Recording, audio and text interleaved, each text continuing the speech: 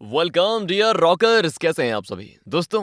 एक ऐसी प्यार की कहानी जो शुरू तो होती है जंगल से, लेकिन उसकी मंजिल लिखा जाना भी बाकी था। पर इसी मंजिल तक पहुंचना किसी जंग जीतने से कम नहीं था। आज की वीडियो में हम एक्सप्लेन करने वाले हैं मोगली मूवी को। वो कार्टून वाली नहीं दोस्तों, लेकिन हाँ, एक हिसाब से मोगली की ही कहानी है। एक ऐसा इंसान जिससे दुनिया ने उसका सब कुछ छीन लिया, पर जंगल उसका सहारा बना। उसने जंगल को ही अपना सब कुछ मान लिया। जब उसके साथ कोई नहीं था, तब आती उसकी जिंदगी में एक सुंदर सी लड़की, जिसे वो इंसान अपनी रानी मान लेता है। लेकिन शिकारियों की नजर उसकी रानी पर पहले से मौजूद थी, जो मोगली से उसकी रानी को छीनना चाहते हैं। ये एक ऐसी प्यार की कहानी है जो सारे इमोशंस और फीलिंग से भरी है दोस्तों। तो आखिर इस मूवी का प्यार किस तरफ जाएगा, चलिए शुरू करते हैं। कहानी की शुरुआत नोलन नाम के एसआई से होती है, जो कि बहुत ही घटिया ऑफिसर है। अब तक उसकी गलतियों की वजह से न जाने कितनी ही बार उसका ट्रांसफर हो चुका है। लड़कियों की इज्जत करना क्या होता है वो तो कभी उसके डिक्शनरी में है ही नहीं, ना ही उसने कभी सीखा। जो जो लड़कियां उसको पसंद आती, वो उन सब की फोटोज हमेशा अपने साथ रखता है, और जब उनके साथ वो गलत काम कर लेता है तो उनको अपने बॉडी काउंट में शामिल कर लेता है। और फिर भले ही लड़की की मर्जी हो या ना हो,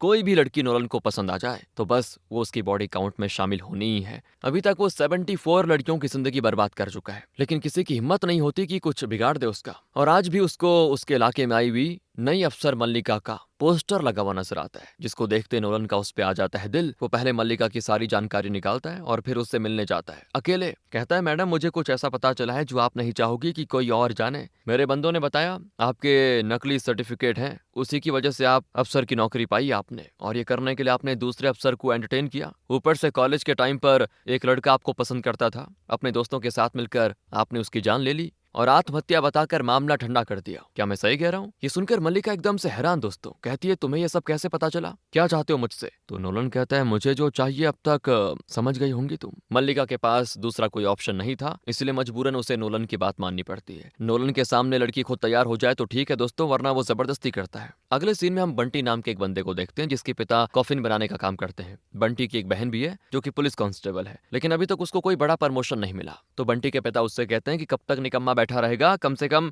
मेरा ही हाथ बटा दे। पर बंटी कहता है, कॉफिन में कुछ नहीं रखा, मैंने तो दूसरा जुगाड़ निकाल लिया है पापा पैसे कमाने का। इसके बाद बंटी सीधे जंगल के बीच आ जाता है। उसके पास एक जीपीएस घड़ी होती है। वो उसकी मदद से दूसरी गाड़ी की लोकेशन ट्रेस कर रहा होता है, क्योंकि जिसके पास दूसरी घड़ी है वो जंगल के अंदर रहता है और उसे ही ढूंढने बंटी आया हुआ है दोस्तों। तब हम मुरली नाम के एक बंदे को देखते हैं, जो आराम से पेड़ के ऊपर सांपों के साथ लेटा होता है। उसको किसी चीज का डर नहीं होता, क्योंकि मुरली ने अपना बचपन इसी जंगल में बिताया था। बाहर के लोगों से ज्यादा ये जंगल उसको पहचानता है दोस्तों। मुरली ऐसा रहना तो नहीं चाहता, पर उसकी मजबूरी है। बचपन में ही एक एक्सीडेंट में उसके माता पिता मारे गए। उसके पिता इस इलाके के ऐसा ही हुआ करते थे, लेकिन उनके मरते मुरली अनाथ हो गया। आज भी उसके पास उसके पिता का यूनिफॉर्म है। उसका सपना है कि वो भी एक दिन मेहनत करके अपने पिता की तरह एसआई बनेगा और यही कपड़े पहनेगा, लेकिन अभी वो सपना तो बहुत दूर नजर आ रहा है। तो अब बंटी मुरली से कहता है कि देख, पैसे कमाने का मस्त जुगाड़ मिल चुका है। वो अपने रंगा अंकल है ना, उन्होंने कहा कि उनको ऐसे इंसान की तलाश है जो जंगल को अच्छे से जानता हो, अच्छे अच्छे स्टंट्स कर सके,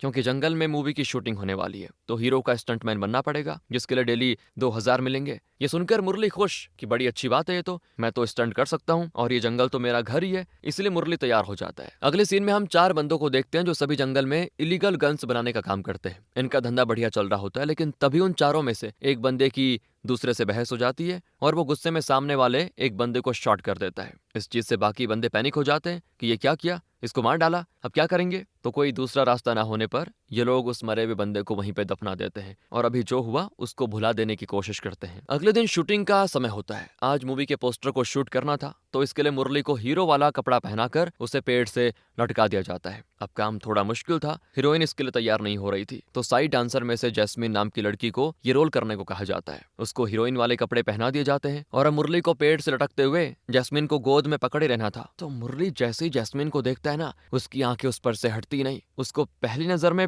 प्यार हो जाता है दोस्तों, दीवाना हो जाता है उसका। ये पोस्टर शूट इतना बेस्ट होता है कि सारे लोग तालियां बजाने लग जाते हैं। मुरली और जैस्मिन एकदम खुश होते हैं। प्रोड्यूसर अजय जैस्मिन को देखकर बड़ा हैरान था। वो बाकियों से पूछता है कि ये लड़की कौन है। तो जैस्मिन की दोस्त अजय से कहती है, ये मेरी दोस्त है, क्लासिक डांस में बहुत अच्छी है, लेकिन बेचारी अनाथ है, ना ही वो बोल सकती है ना ही सुन सकती है। ये देखकर अजय भी हैरान हो जाता है कि टैलेंट में कोई कमी नहीं है। मुरली तो बस समझ ही लेता है कि जिस तरह से मैं अनाथ हूँ, वैसे ही जैस्मीन भी अनाथ है। अगर हम दोनों एक हो जाएं तो हमारी जिंदगी अच्छी हो जाएगी। अब हम रात का सीन देखते हैं, जहां जैस्मीन अपने पिता के जूते पकड़े हुए रो रही होती है। वो हर रात उन जूतों को अपने पास रखकर सोती है, लेकिन ऐसा क्यों? जानने के लिए फ्लैशबैक में जाना होगा। ये तब की बात है दोस्तों जब जैस्मीन छोटी थी। तब उसके डांस कंपटीशन जीतने पे उसके पिता उसको जूतों की दुकान पे लेके जाते हैं ताकि उसको जूते दिला सके। माँ तो पहले मर चुकी थी बेचारी की, सिर्फ पिता ही बचे थे, तो जैस्मीन को बहुत प्यार करते थे वो। उस टाइम जैस्मीन अपने लिए तो नहीं लेकिन अपने पिता के लिए एक खास लाइट वाले जूते पसंद करती है कि ये जूते बहुत ही अच्छे हैं पापा, आप इनको खरीद लो। लेकिन कीमत ज्यादा होने की वजह से वो खरीद नहीं पाते। जैस्मीन को बहुत ही बुरा लगता है कि उसके पिता कम पैसे होने की वजह से जूते खरीद नहीं पाए, इसीलिए वो कई दिनों तक पैसे जमा करके अपने पिता के लिए वो जूते खरीद लेती है। लेकिन जिस दिन वो जूते देने वाली थी उसी दिन उसके पिता भगवान को प्यारे हो जाते हैं। तब से आज तक उन जूतों के सहारे जैस्मीन अपने पिता की यादें ताजा करती है। उसके लिए मतलब वो जूते दुनिया की सबसे कीमती चीज है। अब अगले दिन शूटिंग के दौरान जैस्मीन को एक बंदे का जोर का धक्का लग जाता है जिससे बेचारी की नाक से खून बहने लगता है। ये देखकर मुरली को बड़ा गुस्सा आता है और वो चिल्लाते हुए कहता है कि पागल है क्या, देखकर एक्टिंग नहीं कर सकता। मुरली तुरंत जैस्मीन को संभालने के लिए आगे बढ़ता है, लेकिन तब तक गांव वाले भी वहां पहुंच जाते हैं क्योंकि जैस्मीन इसी गांव की रहने वाली है। और गांव वाले तो भड़क जाते हैं शूटिंग क्रू के ऊपर कि हमारे गांव के लोगों को कुछ पैसे देकर ऐसा समझते हो क्या कि जैसा चाहो वैसा कर लोगे उनके साथ। जैस्मीन को चोट पहुंचाकर तुमने अच्छा नहीं किया, ये सारा शूटिंग का सामान लेकर जाओ यहाँ से। पर दोस्तों फिर अजय गांव वालों को चिल्लाते हुए कहता है कि फ्री में काम नहीं करवा रहा हूँ, पैसे देता हूँ काम के, इसमें चोट लगना बड़ी बात नहीं। गांव वालों को तो गुस्सा और भड़क चुका था, लेकिन मुरली अजय और गांव वालों दोनों को समझाता है कि आइंदा ऐसा नहीं होगा। आप सभी प्लीज गांव वाले चले जाइए यहाँ से, मैं जैस्मीन का ख्याल रख लूंगा। अब मुरली जैस्मीन के पास आता है ताकि उसकी कंडीशन को चेक कर सके।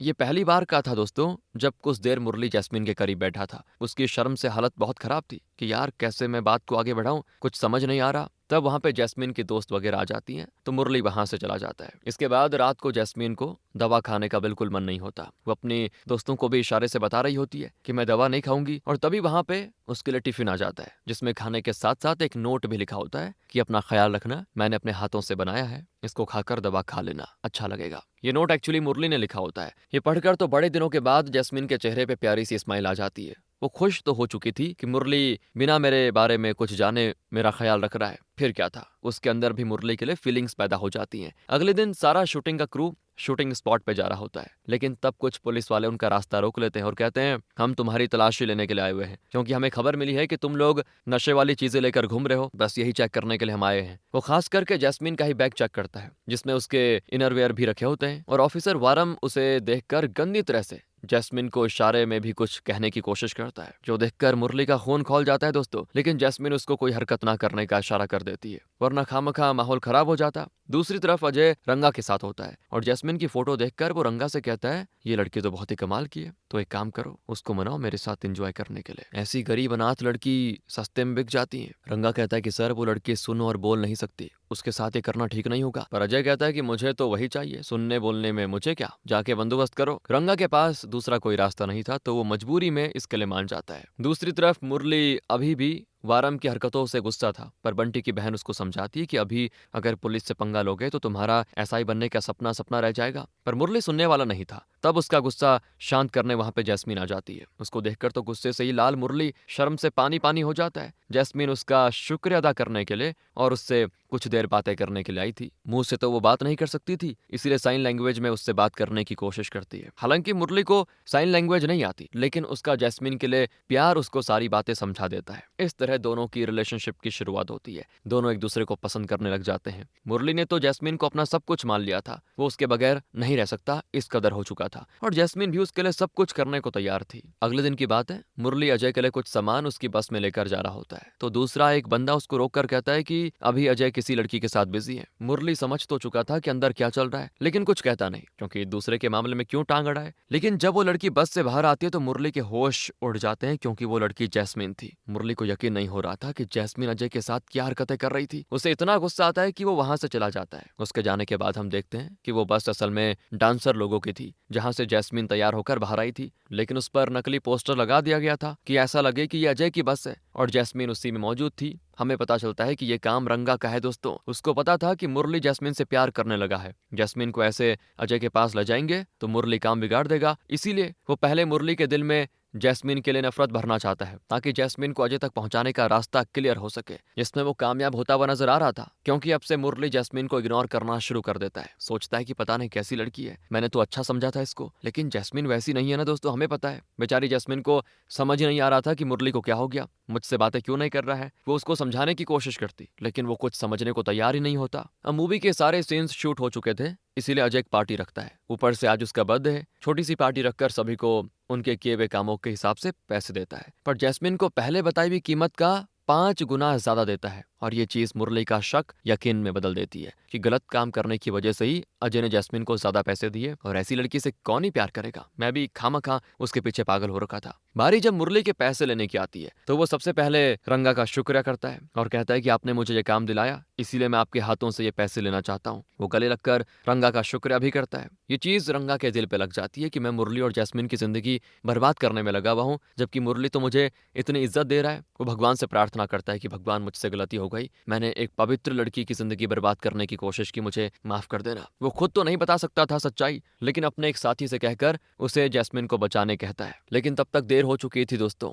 जैस्मिन को ऑलरेडी जूस के अंदर बहुत सारे नशे की दवा देकर अजय की गाड़ी में डाल दिया गया था और उसे सीधे अजय की हवेली में ले जाया जा रहा होता है। जैस्मिन को होश नहीं था कि उसके साथ क्या होने वाला है। कुछ मास्क लगाए हुए बंदे जैस्मिन को गाड़ी से बाहर निकालते हैं, उसको हवेली में लेकर जाने लग जाते हैं। और इधर मुरली अभी भी गुस्से में होता है, लेकिन बंटी की बहन उसको समझाते हुए कहती है कि तुम्हें खुद जैस्मिन से इस बारे में पूछने की हिम्मत करनी चाहिए, और जो तुमने अपनी आंखों से देखा क्या पता वो कुछ और हो। वो कहती है क्या तुम्हारा प्यार इतना कमजोर था जैस्मीन के लिए कि तुमने एक बार भी ये जानने की कोशिश नहीं की कि वो सच में ये काम करती है या फिर नहीं। कम से कम एक बार उससे पूछ तो लेते, लेकिन तुमने तो उस पे जो देखा उसी पे भरोसा कर लिया और खुद ही कहानी बना ली। ये बातें सुनकर मुरली को अपनी गलती का एहसास हो जाता है। उसे समझ आ चुका था कि जज्बात में आकर उसने जैस्मीन पर भरोसा ना करके अच्छा नहीं किया। तो वहीं हम बंटी को देखते हैं। वो जब हवेली के पास से गुजर रहा होता है तब उसको जैस्मीन नजर आती है, जिसे मास्क वाले पकड़ कर ले जा रहे होते हैं। वो बेचारी बंटी को मदद के लिए इशारा करती है, तो बंटी तुरंत ही उसको बचाते हुए उन लोगों से भिड़ जाता है। उसकी जीपीएस घड़ी से मुरली को सिग्नल मिलता है कि कुछ तो गड़बड़ है, और वो भागते भागते बंटी के पास पहुंच जाता है, जहां उन गुंडों ने बंटी को मार मार कर बुरा हाल कर दिया था। और जैस्मिन का भी रो रो कर बुरा हाल था। मुरली को गले लगाकर कहती है मुझे बचा लो। मुरली सब समझ चुका था कि यहाँ पे क्या होने वाला था।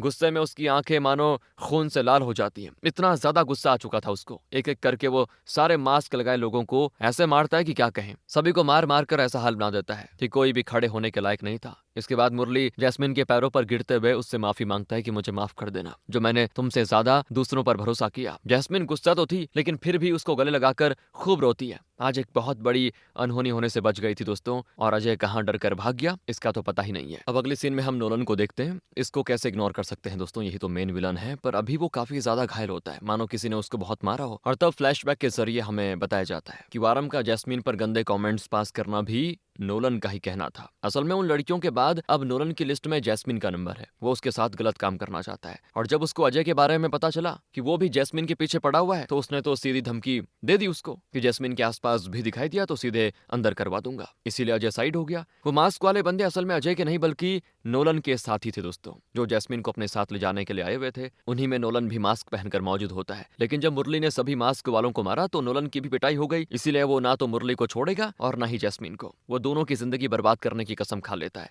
इसीलिए वो सबसे पहले उन दोनों के गांव आता है, ताकि एक बार मुरली को किसी गलत आरोप में फंसा दे तो उसके बाद वो उसका एनकाउंटर कर देगा। फिर तो जैस्मिन अकेली हो जाएगी और फिर वो उसका गलत फायदा उठाएगा। तो जैसे ही वो गांव आता है, अपने कांस्टेबल से कहकर एक केला मंगवाता है, पर उसके केले खाने से पहले ही एक छोटा सा बंदर उसका केला छीनकर इलेक्ट्रिक वायर पर जाकर बैठ जाता है और उसे खाने लग जाता है आराम से। वायर में बिजली अभी नहीं होती, लेकिन ये चीज नोलन के ईगो को हर्ट कर देती है। इसीलिए वो वायर में करंट लगाकर बेचारे बंदर को मार डालता है कि जो चीज मेरी है उसे कोई मुझसे छीनने की कोशिश करे तो मैं उसका ये हल करता हूँ। तो जैसे नोलन वहां से जाता है, पास ही के पंडित जी भागे भागे वहां पे आते हैं और बंदर को मरा हुआ देखकर उनका दिल टूट जाता है यार। ऐसे ही टूटे दिल से वो नोलन को शाप देते कहते हैं कि एक बेजुबान जानवर को इसने मारा, मेरा शाप है कि ये भी एक बेजुबान जानवर की तरह मारा जाएगा। और ऐसे टूटे हुए दिल से निकला हुआ शाप तो लग जाता है, लेकिन कितना जल्दी लगेगा पता चलेगा अभी थोड़ी देर में। अगले सीन में नोलन को जंगल में चल रहे इलीगल गन के कारोबार के बारे में पता चल जाता है, तो वो वहां के 3 बंदों को पकड़ लेता है। थे तो वो 4, लेकिन एक बंदा तो मर चुका था। तो नोलन इनको पकड़कर जेल में भेजने की तैयारी में होता है। वो कहता है क्या तुम इतने लोग थे या कोई और भी है तुम्हारे साथ? तो डर के मारे एक बंदा बता देता है कि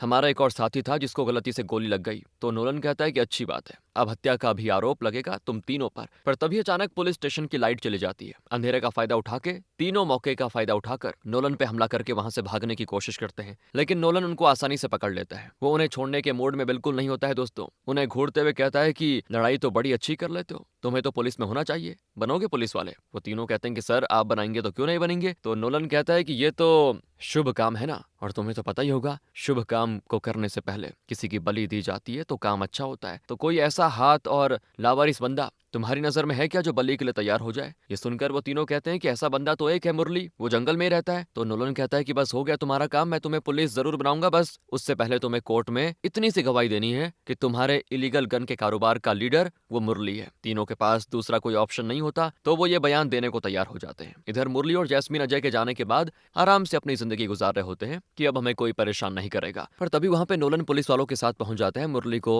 अरेस्ट कर लेता है। मुरली और जैस्मीन दोनों हैरान कि क्या बात हो गई, मुरली ने तो कुछ भी नहीं किया, लेकिन नोलन को तो बस फंसाना था जिसमें वो कामयाब हो चुका था। वो सीधे मुरली को पुलिस स्टेशन लाकर उसकी धुलाई शुरू कर देता है। उसने जैस्मीन को भी पकड़ लिया था दोस्तों। वारम को छोड़कर वो सारे कांस्टेबल और ऑफिसर को छुट्टी पे भेज देता है कि जाओ आज छुट्टी है, क्योंकि वो इसी पुलिस स्टेशन में मुरली के सामने जैस्मीन के साथ गलत हरकतें करना चाह रहा था। जितनी मुरली को मार पड़ी थी वो उसके जख्मों पर मिर्ची भर के उसको और तकलीफ देता है। उसका मकसद सिर्फ मुरली को जिंदा रखना किसी भी हालत में है दोस्तों, ताकि उसको कोर्ट में पेश किया जा सके। इसके बाद वो जैस्मीन के साथ भी गलत काम करने की कोशिश करता है, लेकिन ये करने से पहले वो थोड़ा फ्रेश होने बाथरूम जाता है। तो यही मौका देखकर वहां बंटी की बहन आ जाती है जो मुरली की रस्सी काटने की कोशिश करती है। तब तक जैस्मीन बाथरूम का दरवाजा बाहर से लॉक कर देती है ताकि नोलन बाहर ना पाए, और मुरली रस्सी से आजाद हो चुका था। पर नोलन का कुत्ता यानी कि वारम वहीं पे मौजूद था दोस्तों, जो मुरली को मारने की कोशिश करता है। लेकिन तभी वहां पे बंटी आकर वारम को खूब मारता है, जिससे वारम भी हो जाता है अधमरा। जिसके बाद रंगा वहां पर आकर सभी से कहता है कि तुम लोग निकलो यहाँ से, मैं सब संभालूंगा, क्योंकि रंगा भी नोलन के साथ काम करता है और दोनों दोस्त हैं। तो सभी के भाग जाने के बाद वो बाथरूम का दरवाजा खोलकर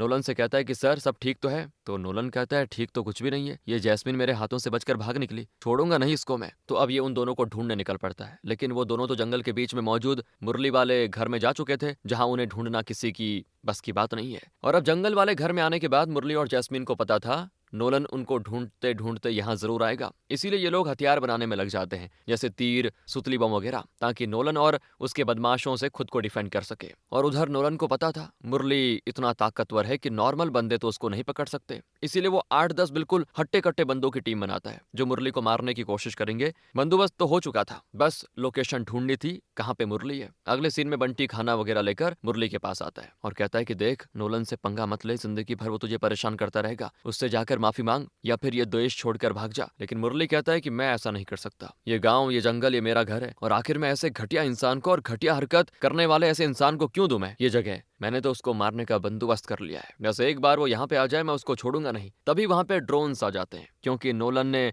10 ड्रोन्स को जंगल में छोड़ दिया था मुरली का पता लगाने के लिए। मुरली उन ड्रोन्स को खत्म करने की कोशिश करता है, लेकिन वो बहुत सारे होते हैं, इसीलिए नोलन को मुरली की लोकेशन मिल जाती है। अब वो नहीं रुकेगा। एक तरफ से मुरली और जैस्मीन तैयार थे तो दूसरी तरफ से नोलन तैयार था, लेकिन बंटी जानता था कि इसमें मुरली और जैस्मीन को खतरा हो सकता है, क्योंकि नोलन के साथ तो बहुत लोग हैं। इसीलिए वो खुद जाता है नोलन के पास और उससे कहता है कि मुरली और जैस्मीन अच्छे लोग हैं, उन्हें परेशान मत करो, उन्होंने कुछ किया है तो उसके बदले मैं आपसे माफी मांगता हूँ, लेकिन प्लीज उन्हें कुछ मत करो, आप जो कहोगे मैं वो करने को तैयार हूँ। तो नोलन कहता है अच्छा तो ठीक है, अपनी बहन को भेज दे मेरे कमरे में। ये सुनकर बंटी का दिमाग घूम जाता है दोस्तों कि आखिर इसकी हिम्मत कैसे हुई, जैस्मीन जैसी लड़की के बाद अब मेरी बहन पे गंदी नजर डालने की, इसको छोड़ूंगा नहीं मैं। वो कहता है कि तुझे तो मैं समझाने आ गया था कि क्यों गलत काम करके पापों का बोझ झेलेगा, छोड़ दे जैस्मीन को, लेकिन तू नहीं सुधरने वाला। अब वो नोलन को खुद मारने की कोशिश करता है, पर नोलन के सामने बंटी टिक नहीं पाता। नोलन उसके मुंह में ही स्टील का मटका फंसा देता है दोस्तों। रंगा नोलन से कहता है बंटी को छोड़ दो, उसकी कोई गलती नहीं है, लेकिन नोलन नहीं सुनता, वो उसको भी साइड कर देता है और काफी देर तक सांस न मिलने की वजह से बेचारा बंटी तड़प तड़प कर मर जाता है दोस्तों। बहुत बुरा हुआ बेचारे के साथ। अगले दिन मुरली को जंगल में पेड़ से बंधा हुआ रंगा नजर आता है। मुरली जल्दी से उसको छुड़ाता है। रंगा रोते हुए कहता है कि नोलन ने हमारे बंटी को मार दिया, वो किसी भी समय यहाँ पहुंचता होगा। ये सुनकर मुरली के होश उड़ जाते हैं कि बंटी नहीं मर सकता, वो तो कल मेरे साथ था। और फिर रंगा उसको सारी बातें बताता है कि कैसे बंटी नोलन को समझाने गया और कैसे नोलन ने उसे बड़ी बेरहमी से मार दिया। मुरली को तो सदमा लग चुका था कि बंटी अब इस दुनिया में नहीं है, सिवाय बंटी के मुरली का इस दुनिया में था ही कोई नहीं। लेकिन आज नोलन ने बंटी को मारकर उसे फिर से अनाथ कर दिया। वो इतना गुस्सा हो चुका था कि जब तक वो नोलन की जान न ले ले वो सुकून की सांस नहीं लेगा। इसलिए वो तुरंत नोलन को मारने निकल पड़ता है। तब तक नोलन भी अपने सभी बंदों को लेकर वहां पहुंच जाता है। दोस्तों, नोलन के बंदे मुरली से लड़ने जाते हैं और तब तक नोलन जैस्मिन के पास आ जाता है। वो उसके साथ गलत हरकतें करने की कोशिश करता है, लेकिन वो भी तीर और बॉम्ब वगैरह यूज करके उसको मारने की कोशिश करती है पर नाकाम रहती। लेकिन तब मुरली उन सभी बदमाशों को मार मार कर उनकी हालत एकदम खराब कर देता है। जिसके बाद पहुंच जाता है वो नोलन के पास और अपने पालतू सांप को उसकी ओर फेंक देता है, जो सीधे नोलन को काट देता है। ये देखकर वो घबरा जाता है और तुरंत ही रंगा को बंदी बांधे हुए मुरली से कहता है, अगर तू एंटीटोड लगवाने में मेरी मदद नहीं करेगा तो मैं रंगा को मार डालूंगा। बंटी को खोने के बाद वो रंगा को खोना नहीं चाहता था, इसीलिए ना चाहते हुए भी वो नोलन को गाड़ी में डालकर हॉस्पिटल लेके जाता है। एक तरफ मुरली के दुश्मन का इलाज हो रहा है, दूसरी तरफ बंटी की अंतिम क्रिया की तैयारी हो रही है। मुरली भगवान को दोष देते हुए कहता है कि अगर तू सच में मौजूद है तो क्यों हमेशा बुराई को आगे बढ़ने देता है? क्यों नहीं मरने दिया तूने नोलन को? मेरे दोस्त को अपने पास बुला लिया पर मेरे दुश्मन को छोड़ दिया। लेकिन उसे क्या पता था भगवान के घर में देर है अंधेर नहीं। जैसे ही नोलन इलाज करवा कर बाहर आता है, उसको एक और छोटा बंदर नजर आता है। नोलन पहले उसकी तरफ केला करता है और जैसे ही बंदर केला लेने जाता है ना, वो छीन लेता है। वो बेचारे बंदर को तड़पा कर मजे ले रहा था। वहीं पर बने ब्रिज से बंटी के कॉफिन को ले जाया जा रहा होता है, लेकिन बैलेंस बिगड़ने से सीधा वो कॉफिन बहुत ऊंचाई से नोलन पर गिर पड़ता है, जिससे मौके पे उसकी मौत हो जाती है। पंडित जी का शाप असर कर गया दोस्तों। अगर नोलन बंदर को नहीं तड़पाता और आगे निकल जाता तो बच गया होता, लेकिन भगवान ने उसकी फील्डिंग सेट करके रखी हुई थी। जो नजारा देखकर मुरली भगवान का धन्यवाद करता है कि साबित हो गया प्रभु फिर से कि आप हर जगह हो। इसी के साथ दोस्तों ये कहानी यहाँ पे खत्म होती है। बाकी आप बताइए आपको कैसी लगी। मिलते हैं आपसे अगली वीडियो में। ध्यान रखेगा अपना एंड थैंक्स फॉर वॉचिंग।